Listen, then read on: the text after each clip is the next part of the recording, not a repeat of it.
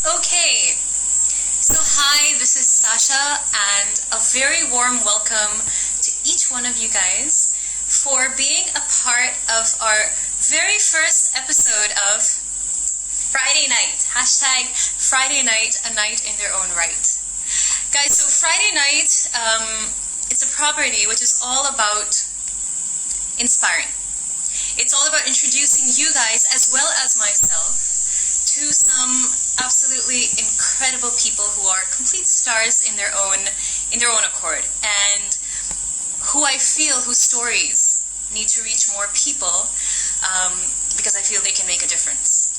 So our first Friday night today, for Friday night, from being a girl who simply could not climb out of her neighbor's bed because A, she had body image issues, but B, she also had eating disorders which she lacked confidence talking about, to representing India in an international campaign for Dove, to being featured on publications such as the Elle, the Vogue magazine, Cosmopolitan, and Grazia.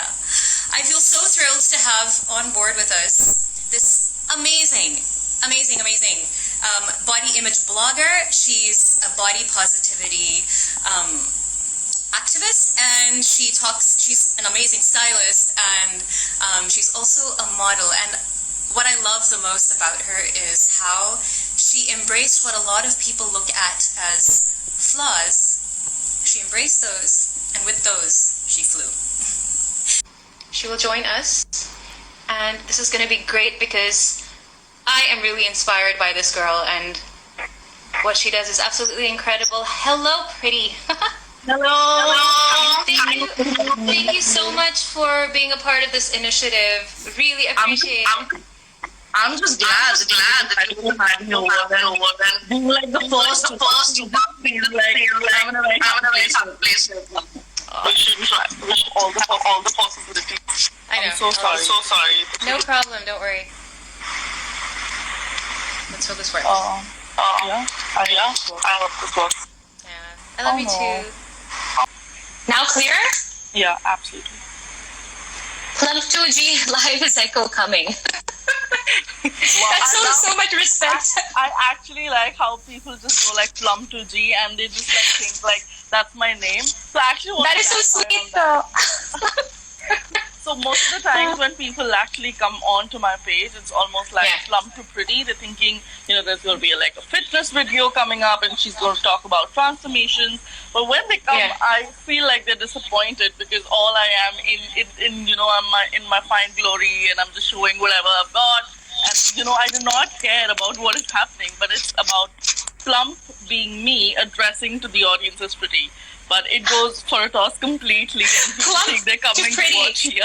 Yes, that's. But you know what? I think that's a great strategy, though. I mean, I'm sure that gets like a lot of people's attention because they all think they're pretty. Exactly. But, that is the point. Right? But oh boy, yeah. That's funny. Okay, so Plump 2G, आप हमें ये बताएं कि the question that I'd asked you, we're going to go back. I'm just going to repeat the question because we've been on and off so many times now. So the thing is that I had asked Neelakshi, if suppose we didn't have the ability to see what the other person looked like, so we didn't have, everybody was neutral either, or everybody was invisible, but you knew that there was somebody there, then do you think we would just be more empathic? Do you think we would just be more humanist people? Do you think we would just be kinder people? Absolutely. More compassionate? Like it just the compassion, that we possibly talk about, and all of the kindness and everything in the world. I'm not a very pessimist sort of a person, but I've realized this because being through that journey right from my childhood, even when I was not a plump kid, I was never like a really plump kid. I was a scrawny little kid on the beach, and I remember this comment so precisely. I must be like 3 or 4, and we were on a beach holiday with my parents and everything. And then, and I'm sure I was in a swimsuit because like a kid of 3 or 4 is in a swimsuit on a beach. Like that's the regular thing to do. And somebody actually came to like my mom, and she's like, "You should cover your child up. What is she doing?" So just something when I actually narrate all of these incidents that happened right now, my mom is like, this is not something that's happened to you right now. It's been on for a while. And I'm like, so is that something got to do with the way that I look? Or, sometimes I actually feel like if I could totally not meet somebody and just like speak to them over phone, or, I could just like talk to them without them judging for the way that I look, I would have been so much better off. And honestly, it would have been the same for a lot of people that feel very intimidated by the fact you want to walk into an interview and you're going to be judged throughout about how do you really look. Sure. That is something that it's such a big hindrance for me to actually be able to talk about what I've actually got to show. So I also, like, from very specific examples, working in the industry, that's where I really started from. Like, I started with styling. But I would feel so intimidated by just being in a room full of all these beautiful women all around. Like, they were so decked up, and, I would just be like an interning assistant, big production house, and you just feel like you're not good enough because everybody's giving you the demeaning look. So if I feel like that is going to, like, take in away that ability to, like, see people what they look like, I feel it's so much more of a freer world. Like, it's people would really try and understand what I've got to say, what I've got to offer to them. So I feel like, that's something that I really wish for. Sure. Which makes me wonder, just very randomly out there, how skinny is skinny? I mean, how fat is too fat? Who sets these standards? Exactly. How do you get to decide, like, who's fat enough and who's skinny enough? But I've also, Shashaa, that is something that I've also, realized, that you can be everything in a woman. Like, you are stunning, you're so talented, okay? But there's going to be a hater, and he's going to call you out on how you do not have that perfect nose, or how do you dress. I really don't understand how is it that, matters to them. So who gets to decide and set these beauty standards for us? And as a woman, I think we need to, like, every now and then, starting from our mothers to our grandmother, I just feel like everybody has to go through the judgment time and again in like several points of her life. It's not something that happens at just like one point of time and it stops. Like, you're going to be, you're going to be questioned every step in your school, in your college, when you're like your everyday situations. For me, I remember very specific details when people would come to my house and they would tell my mother, like, isko aap please kam doodh pilaya karo, because she's getting too fat. Oh my God. Do you imagine the kind of comments I would get as a child would be terrible. So I think. And the other side of it is that a child needs that calcium from milk to grow, for their bones to grow. I mean, it's just ridiculous that people should think that way.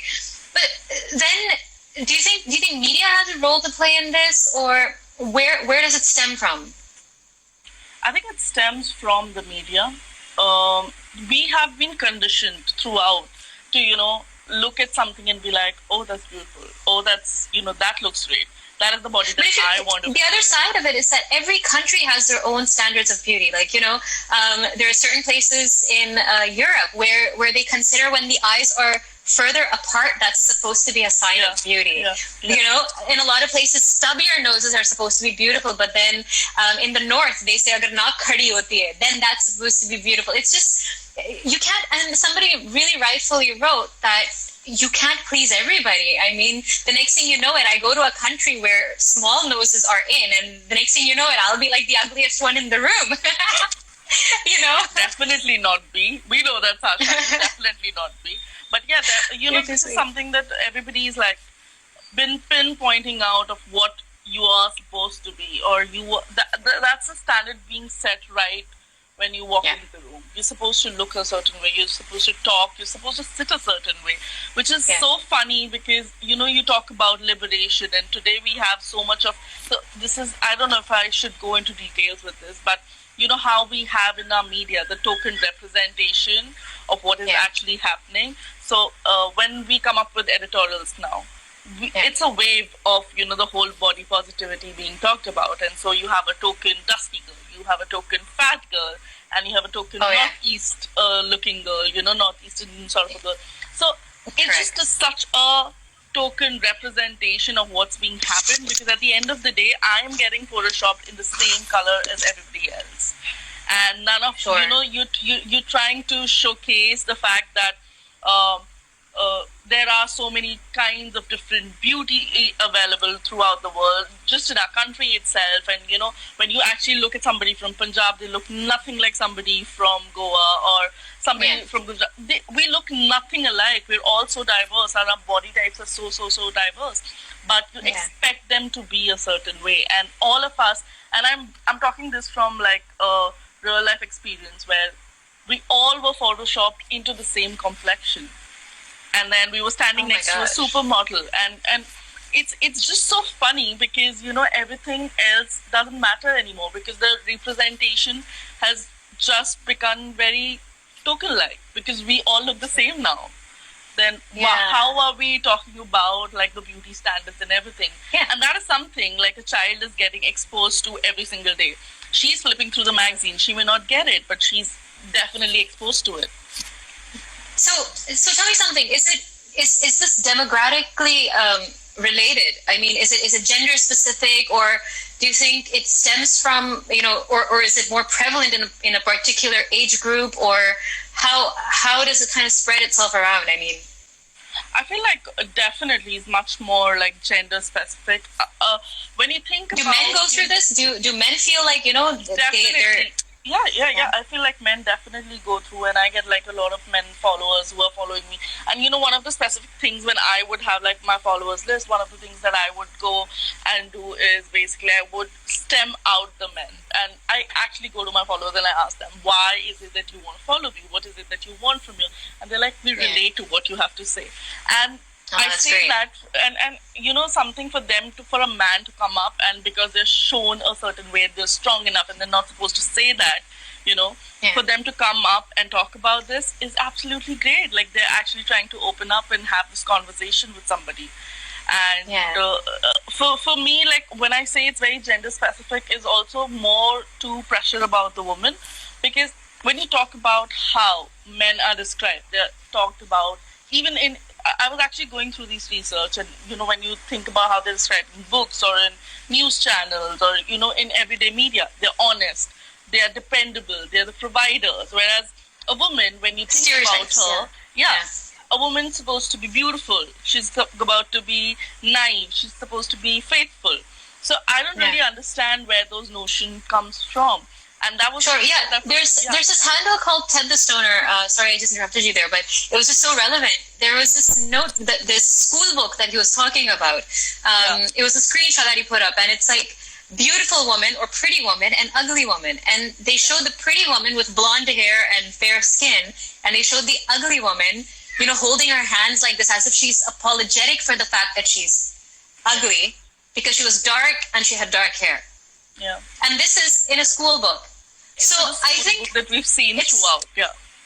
Exactly. And so that makes me wonder that do you think there needs to be a revision of the content that goes into elementary school books at that level where, kids who are I think I've seen this, that especially teenagers, like when I grew up in Canada, and I would remember I was the girl who nobody would look at. Like I was a girl who, I ended up doing a lot of things because I felt like there was this constant pressure of having to look a certain way, which was supposed to be a norm. If you looked anything under that, it was, guys wouldn't look at you, you wouldn't be asked out, So when I was growing up, I was with this group of like beautiful men and women who were in my friend circle. And trust me, it went to the point where they were my friends, but they wouldn't invite me because I didn't look good enough for them. Yeah, you didn't fit into a certain standard of beauty of theirs. Exactly. And so and this was like when I was really young. This was like when I was probably 10, 11? So imagine when you're 10 and 11, that's a time where you're supposed to be more like a kid. And you're thinking of all these things, and people are feeding this into you subconsciously that, you look like trash. That is why you're not worthy of hanging with us. Yeah. I mean, so that's perhaps such a simple example of just not being invited to something and feeling like absolute trash because, okay, I wasn't invited because of the way that I look.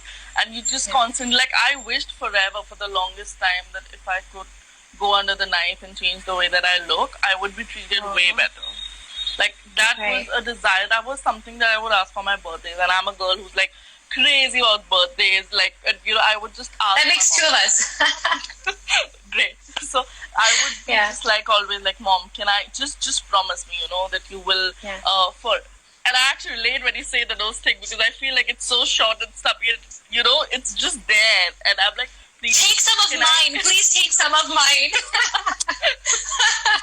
But you know what?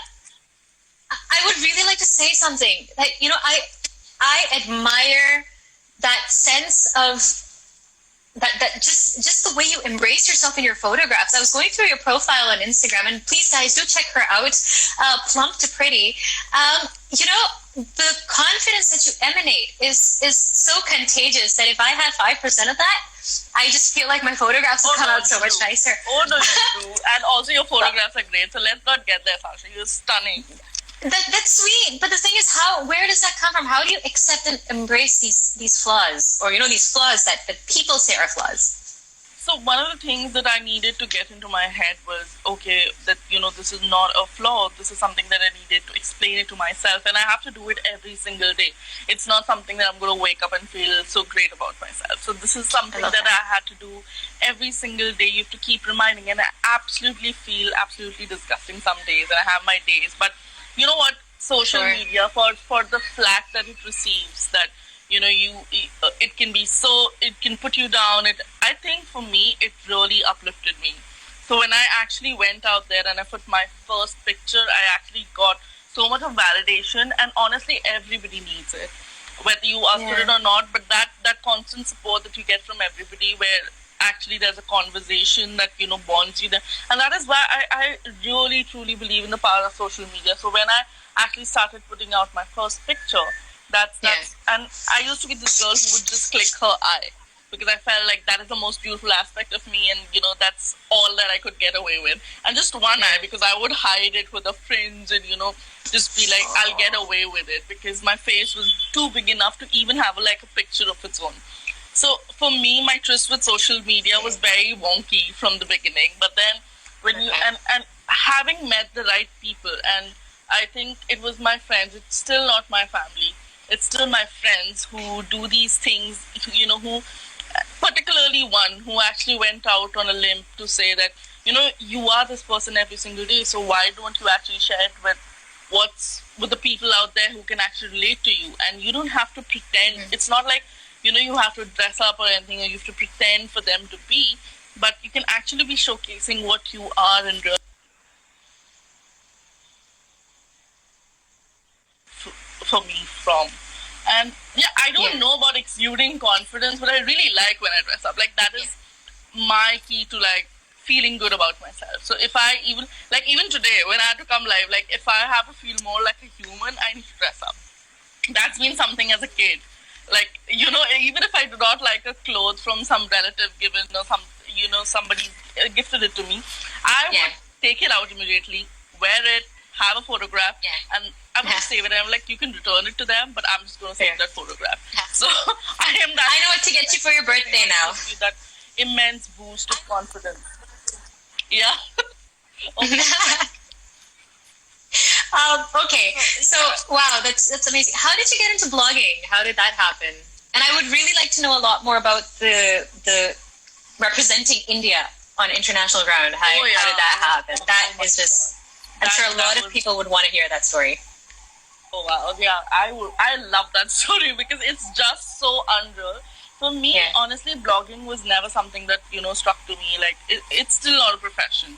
I believe, like, if I have to change the media and the way that it has to see, and which is where, you know, you talk about the whole education system being put through a revision or going through a constant change, you have to be a part of that system and try and change it. You can't be like an outsider and expect it to do things from there. So I felt like at home when I got to teaching and, you know, having these conversations, and primarily all of these girls that are going into the fashion industry and making an image and creating this movie and putting out there what's on media, these are the future kids that are going to be doing it. So when you actually put it into their head, the narrative is going to change constantly. The dialogue that we're putting out there is definitely going to change. Yeah, and that's why I feel like, doing that interaction with them, that's just the perfect way to get my word around. For my blogging, again, it just started with that one picture, and because of the love and attention that we possibly received, for a child that, has never received any kind of attention from the real world, it just felt very, very surreal. And that's when I began to write. And I don't believe I'm a very great writer, but it helps me put out what I have to say out to the world. And it just feels super, super, super great, because I can just say what I have to, and people are actually reading it and relating to it.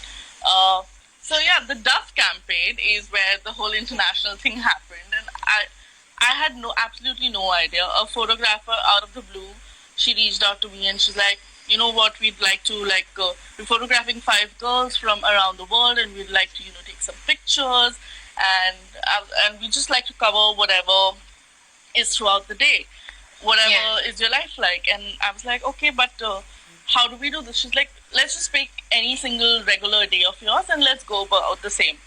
And none of it was so they were trying to change the narrative by showing what everyday women could look like from all walks of life. And there were around 267 women from around the world. So if we were talking a lot about diverse women, which were being represented in the media. And how are they changing it? The Getty images, the images that are used by the media and everything for everything. So they were picturing us for that. So we were doing everyday things like that walk in the garden with my father, my family time, me talking to my colleagues, me teaching. So all of that was precisely covered. And when that was done, this was not something that I'd imagined. I thought this was the end of it.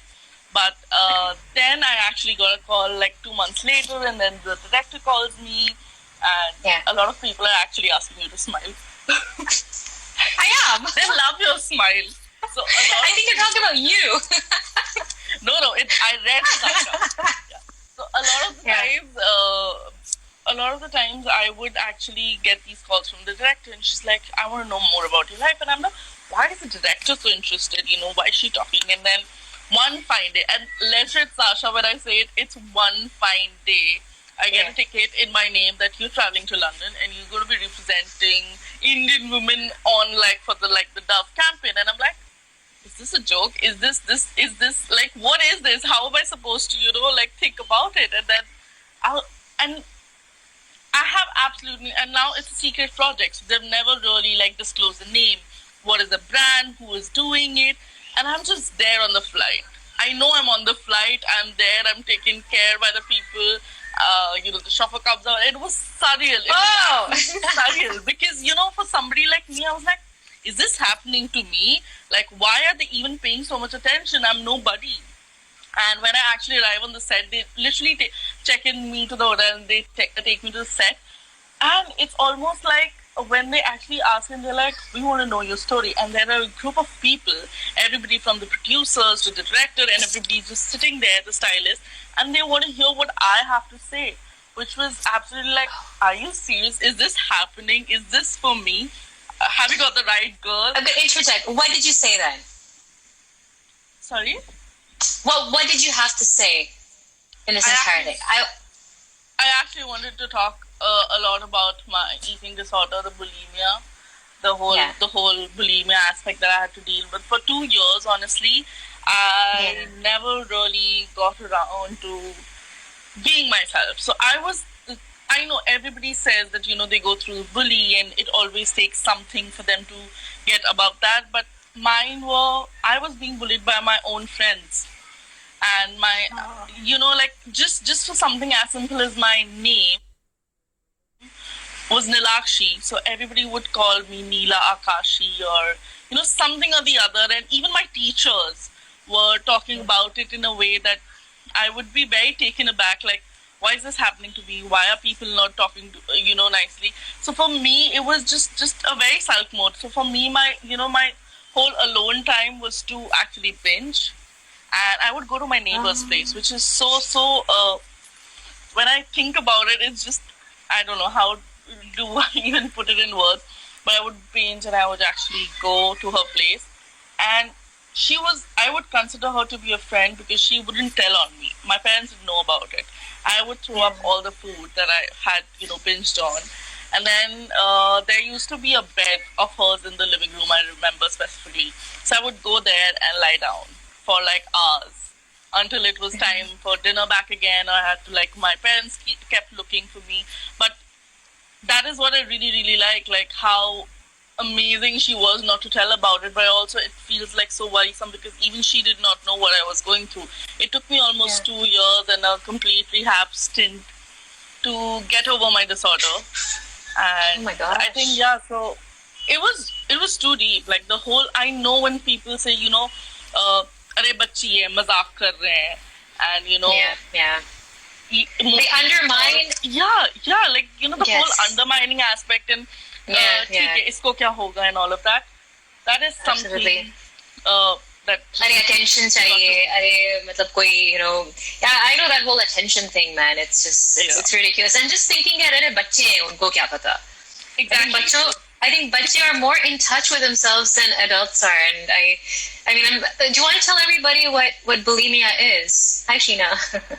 So bulimia is actually a disorder where you actually binge on. So it can happen in two of the ways. So there's something called as anorexia bulimia also, and this one's where so I was on the other side where I would binge and I would eat everything that I would want, and I would actually induce either my fingers I would just drink a lot of salt water to actually just puke it all out. Induce vomiting, Yes. Yeah. So it's basically done in order so that you think you don't gain weight, but it develops a very unhealthy bowel system. I don't know if I... As well as it causes acidity, the acidity on your teeth. It can cause corrosion for the teeth as well. That's just one of the... And the thing is, this is not the only eating disorder that people who are struggling with their body image have. There's plenty more. Like you mentioned, anorexic bulimia is another one. Yeah.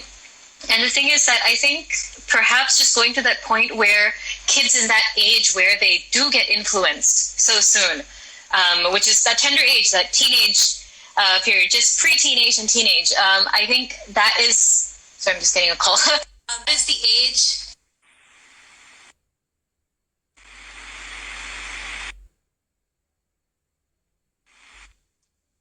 They need to be told how beautiful they are, and they need to be told that, self-esteem. I think self-esteem is the term where right? To feed it the right way and for it to not go onto that egoistic or pompous or boastful side, but for children to feel comfortable in their skin. I think that's a very basic thing that I guess if we have young parents here, they need to understand. And if you're older kids who your parents listen to, mine clearly weren't those types, but if yours are, please do talk to them about this, because if you have younger nephews or nieces or siblings, I'm sure there's a lot. And while she's finishing off that story about that international stint she had with Dove, guys, I would love for all of you guys to mention one thing that you love about yourself. Just one thing that you love about yourself. Pop it in the comment section. Really, really think hard, and I'd really like to know, because this is something that we never really think about. It's not something that we ever think about, do I really have to like myself? And the concept of self-love is so remote, and it's honestly so misunderstood, because everybody just thinks that it's just about being fat now and just owning it. But that's not body positive. Someone said they love their curves. That's beautiful. Okay. Yeah. That's a great thing, to love your curves. I think that's the most beautiful thing. Oh, I love that. Okay. Sheena, what do you love about yourself? Yeah, so please carry on with the Dove experience. Oh no, so that's almost just that's almost it. Everybody just... So when I have actually shot here, I've shot for a number of editorials here, I've had the luck and grace and all the love of people that have, taken the initiative and actually put me up in magazines. So I love that, and I'm so thankful for that opportunity. But I was never basically told as to why is it that you're being put there, or what's your story. It was again the whole token aspect that I used to speak about. When I actually went there, Shashaa, they actually wanted to know what did I think about, the script? What was it about that I could contribute to them? The first time, why I feel really happy about this whole stint, because it was the first time ever that I ever had a trial session of clothes. In my like sense and over here in my size, I've never had that opportunity. I'm usually asked to carry like my own clothes, do my own thing, and it just feels outrightly funny, and you just feel discarded, because then what's the point of whole representation when you can't do the least is, your research or just source your clothes. And over there, I had like 14 changes. It was chilly, and they're like, "Are you serious? You want to do more changes?" And I'm like, "Yes, I'm all for it. I never get to do this." And I think that for me was absolutely surreal. Then it actually released, and another blogger from went in, and we were called upon in UK for the whole presentation and everything, and it was absolutely surreal. We were on the NASDAQ building. It was amazing. Like, I was like, is this really happening to me? So can we see this footage somewhere? Can we see all of this somewhere? Is it up on your Instagram? Profile. Yeah, and it's on my highlights as well. Yeah. Okay, guys, again, do check out Plump to Pretty. All of this is up there. You gotta check. This is so inspiring. This is massively inspiring. Oh, thank wonderful. You for letting me, share my story here. Oh no, of course. I just wish we could speak like a little longer if the whole technical glitch hadn't happened. But what does the future hold for you before we wrap up? I would love to hear about that. I honestly am just like, so one of my initial things was to actually crack on my PhD thesis and think about like the whole Indian size set possibly that is there in India, so that we actually have like a standard size. But now I think NIFT has already taken a lead and is doing a fab job. But what I hold on for that is definitely to complete my PhD and write a thesis on how the whole self, and actually write on something that I actually feel so strongly about. So the whole how the self-image and the self-love has been portrayed in the media, and how women today are taking it upon themselves. So that is something that I want to research and know more about. So that's for me, it's more to like change it deep within the education system, because I feel like that is where I can really, really make a change, possibly write. Oh, I love that. Something, I love the conviction there. Yeah, you know what? I think that's such a beautiful thought, because like we had mentioned earlier that, it's the younger kids who need to be, it's that conditioning, I think, from a very young age, which kind of determines what their image of themselves is. And you can tell, like, you see all these, I've always seen that stark difference between children who are suppressed or who are bullied or who are told that, you look, so and so. And whereas I'll see some people who may not stereotypically be the most beautiful looking people, but the confidence that they have and that it's because of that conditioning at home. Their parents keep telling them that, hey, you're beautiful, hey, you're strong, hey, that is in a lot of ways, I think that is very empowering. And I think what you're saying with your thesis, I think going in that direction is something which is much needed. I think it's just so crucial in these times, especially. I'm able to like create like something in terms of creatives and get it out there in the media for everybody to see and absorb. And like, if you guys are really watching this live, and Sasha's taken this beautiful initiative, talk to your kids. They need it. And now I think with the lockdown, I think we just have the time and energy and space to do so. So I think we say that we do not need to be like have clingy parents, and we need a space, but take that space away from them. Talk to them about this. Give them the validation. That is much needed. Absolutely. Thank you so much. This really means a lot. Thank you so much for being a part of this, Neelakshi. Guys, please do follow her. I'm going to pop it in the comment section as well. Her handle, it's Plump to Pretty. And once again, I did give an introduction for you. I was telling them how you're a lecturer at at NIFT, at the National Institute of Fashion Technology, as well as the Pearl Academy. And I mentioned how your journey started from being in a position where again, like you mentioned, you'd find it very uncomfortable to get out of your neighbor's bed just because you lacked confidence in talking about your eating disorders and you had body image issues. From that to somebody who represents India on a global stage, and from that to being featured on public. Yeah, I know. Like every time that I hear that, like, oh my God, my heart just like goes. I know it's something that's gone by in the past, year, but it's something that's so close to me. It just feels like, okay, this is something that I've earned, and it just makes me so happy. I'm sure. Dude, I feel your happiness. And Sheena Thakur, she's a really good friend of mine. She mentioned here that it's strange how not knowing somebody and meeting them for the first time and virtually, she feels so connected to you. And I'm feeling exactly the same way about you. And it's just amazing. And then she gets featured in like nothing short of a Cosmopolitan and a Vogue and a Grazia and an Elle. It's incredible. Thank you so much for being a part of this initiative, Neelakshi. So much love to you, so much power to you. May that thesis come out. We are supporting you. Anything comes out, please share it with me. I would love to put it up because I think this is something that needs to be heard. That is so sweet. Like using your platform for something like this. Thank you. Thank you. Thank you for having me. Take care. Good night. Have a great remainder of your quarantine. Yes. Bye-bye. Thank you guys for coming. Hi to Hina. Okay, I'm going to go. Bye. Bye. Awesome, guys. So that was so fun. There we had Neelakshi Singh. I quickly gave you a brief of who she is and what she's done, and what she's done has been mammoth. So thank you so much for joining in, everybody who did.